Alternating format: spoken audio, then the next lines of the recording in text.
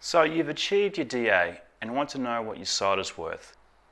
In this video, I'm going to go over how a value will determine that value.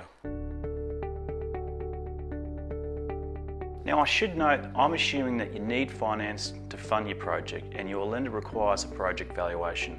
Most lenders will typically instruct a valuer to prepare a report under these three methods.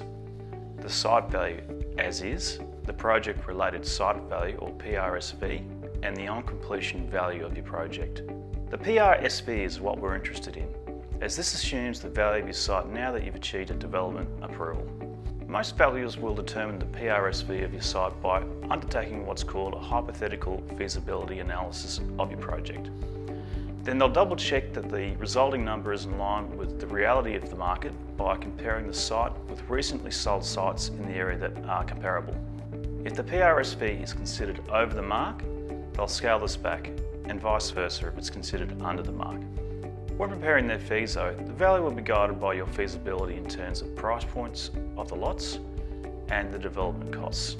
They will most likely make changes such that it aligns with certain assumptions, as well as being consistent to a degree with the development costs certified by a quantity surveyor.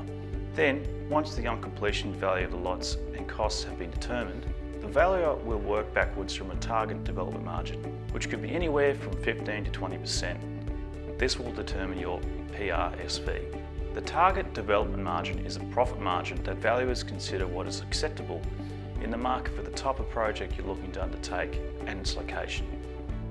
I go over this in more detail in another video. I'll leave a link in the description. If you have a good and profitable project, then you should have a good site value, most likely at or above what you purchased the site for. If you potentially pay too much for the site, this will be reflected in the valuer's feasibility as a low value. So I hope I've given you some clarity here. If you're still unsure, then I suggest you get in contact with your lender, broker, a mentor or commercial valuer who should be able to run you through the methodology. Thanks for watching.